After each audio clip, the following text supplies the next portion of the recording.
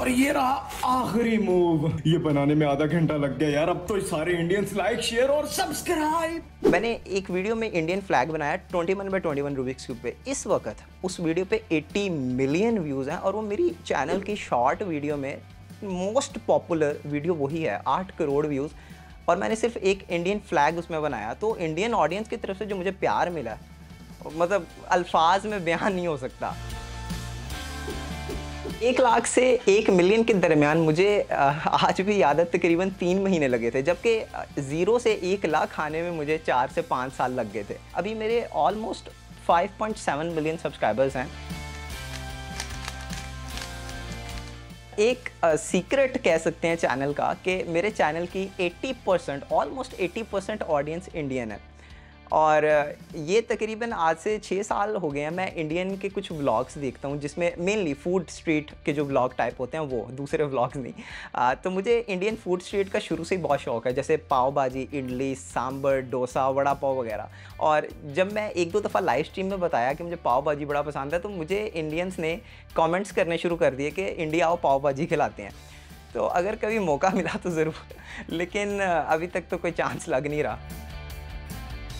पाकिस्तान का फ्लैग, उसको हम कैसे भूल सकते हैं, वो भी मैंने 2 से 3 वीडियोस में बनाया। इस पे व्यूज़ ऑब्वियसली क्योंकि मेरी ऑडियंस इंडियन है, तो इस पे व्यूज़ 80 मिलियन तो नहीं क्रॉस किया, बट डिसेंट व्यूज़ हमने इस पे भी अचीव किए हैं।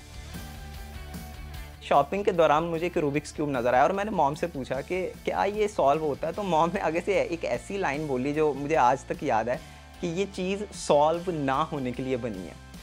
खैर वो क्यूब लिया, संडे का दिन था, पूरा दिन लगा रहा, पूरा दिन, और वो क्यूब मुझसे सॉल्व नहीं हुआ। पहला क्यूब जो सॉल्व करने की खुशी है वो जितने लोगों ने भी आज तक किया वो समझ सकते हैं। मेरे डैड तकरीबन पिछले 35 साल से कपड़े के बिज़नेस से ताल्लुक़ रखते हैं और मैं भी तकरीबन 1 साल उनके साथ ये काम करता रहा हूँ। बट मेरे अंदर ख्वाहिश बोलने के नहीं, कुछ अपना ही होना चाहिए। मैं YouTube साइड पे कर ही रहा था, ये बात है 2021 की, जब मैं 1 साल जाता रहा। तो मैं उन दिनों में पूरा दिन दुकान पे होता था और रात को 4-5 घंटे निकाल के YouTube पे वीडियोस बनाता था और 1 साल में जाता रहा। इवन के मुझे तो आज भी अब्बा जी कहते हैं कभी कभी कि दुकान पे आकर मेरा नहीं जाने का दिल करता, क्योंकि मेरा अल्हम्दुलिल्लाह अपना ही काफ़ी अच्छा सोर्स ऑफ इनकम बन चुका है।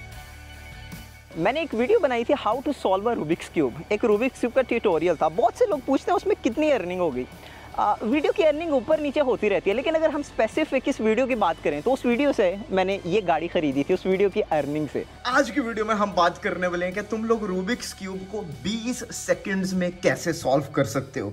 यार मुझे नहीं पता अभी तुम लोगों की क्या एवरेज है, बट ये वीडियो देखने के बाद मैं तुम लोगों से वादा करता हूं, अगर तुम लोग मेरी बातें समझ लोगे तो तुम लोग सब 20 यानी रूबिक्स क्यूब को 20 सेकंड्स के अंदर सॉल्व कर लोगे। यह है एक रूबिक्स क्यूब, जैसा कि इसके नाम से ही वाज़े हो रहा है, क्यूब। ये एक शेप क्यूब है और इसकी 6 साइड्स हैं। और हमारा जो इवेंचुअल गोल होना चाहिए वो ये है कि हर साइड पे एक कलर पूरा हमने सॉल्व करना है। ये कम से कम मोस्ट एक्सपेंसिव क्यूब कलेक्शन में से एक है और दुनिया की जितनी भी बड़ी क्यूब कलेक्शंस हैं उनमें से ये एक क्यूब कलेक्शन है। मुझे 5 साल लगे ये पजल्स को कलेक्ट करते। 5 से 6 मिलियन तक का मुझे जहाँ तक लगता है पैसे जो खर्च किए हैं या ज़ाया किए हैं वो इन पजल्स पे किए हैं।